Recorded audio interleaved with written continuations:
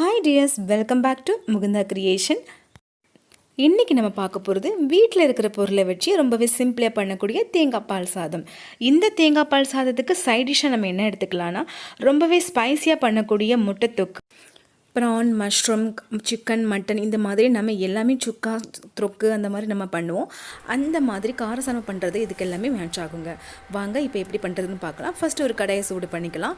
அதில் 2 இல்லை 3 டீஸ்பூன் அளவுக்கு நான் தேங்காய் ஆயில் எடுத்திருக்கேன். இதுக்கு தேங்காய் எண்ணெய் சமைச்சா ரொம்பவே டேஸ்டியாக இருக்கும். இப்போ கரம் மசாலா ஆட் பண்ணிக்கலாம். ஒரு அன்னாச்சி முக்கு எடுத்திருக்கேன், 2 லவங்கம் எடுத்திருக்கேன், 2 ஏலக்காய், அப்புறம் ஒரு அன்னாச்சி முக்கு, ஒரு பே லீஃபு, அப்புறம் 2 சின்ன சைஸு பட்டை எடுத்திருக்கேன்.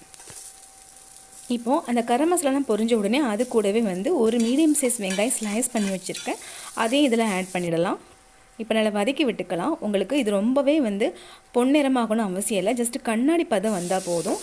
அந்த அளவுக்கு வந்த பிறகு நான் இங்கே தேங்காய் பால் எடுத்து வச்சுருக்கேன். நான் எங்கள் வீட்டில் சாதம் வடிப்போம்ல அந்த ரைஸ் தான் யூஸ் பண்ணுறேன். இந்த ரைஸ்க்கு 1 கப் ரைஸ்னால் அதுக்கு 3 கப் தேங்காய் பால் ஊற்ற வேண்டியது இருக்கும். அதனால் நான் 3 கப் ஊற்றிட்டேன். இதில் பாருங்கள், இப்போ நான் ஒரு 30 மினிட்ஸ் அளவுக்கு நான் வீட்டில் எப்பவும் ரைஸ் பொங்குவோம்ல அந்த ரைஸை ஊற வச்சுருக்கேன். அதை இதில் போட்டு நல்லா மிக்ஸ் பண்ணி விட்டுடலாம்.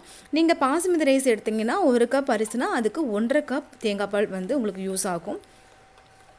இப்போ நல்லா இதை மிக்ஸ் பண்ணி விட்டுடலாம். இதில் நான் தண்ணியும் தேங்காய் பாலும் சேர்ந்தாப்பில் தான் நான் இதில் ஆட் பண்ணியிருக்கேன். இப்போ மூடி போட்டு மூடி வச்சிடலாம்.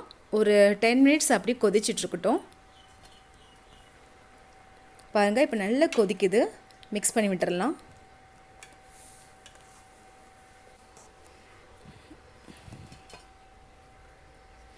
பாருங்கள், இன்னும் ஒரு 5 நிமிஷத்துக்கு அப்புறம் இந்த மாதிரி நல்லா திக்காக ஆயிடுச்சு.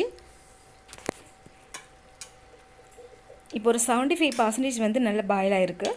இன்னும் நமக்கு கொஞ்சம் பாயில் ஆகணும். நான் இங்கே என்ன பண்ணுறேன்னா, நான் அப்படியே தம் கட்டிடுவேன்.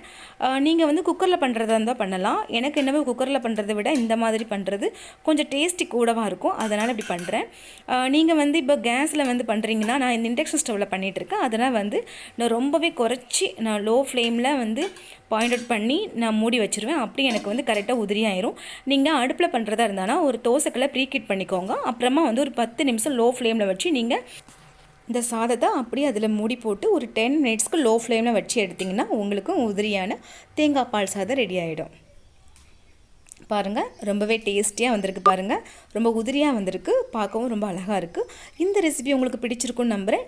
நீங்கள் நம்ம சேனலை இன்னும் சப்ஸ்கிரைப் பண்ணணுன்னா ப்ளீஸ் சப்ஸ்கிரைப் பண்ணிவிடுங்க. கூடவே இருக்கிற பெல் ஐக்கன் பட்டனை கிளிக் பண்ணிவிடுங்க. அப்போ தான் நான் எப்பப்போ நீ வீடியோஸ் அப்லோட் பண்ணுறேனோ உங்களுக்கு இமீடியட்டாக நோட்டிஃபை ஆகும். தேங்க்யூ.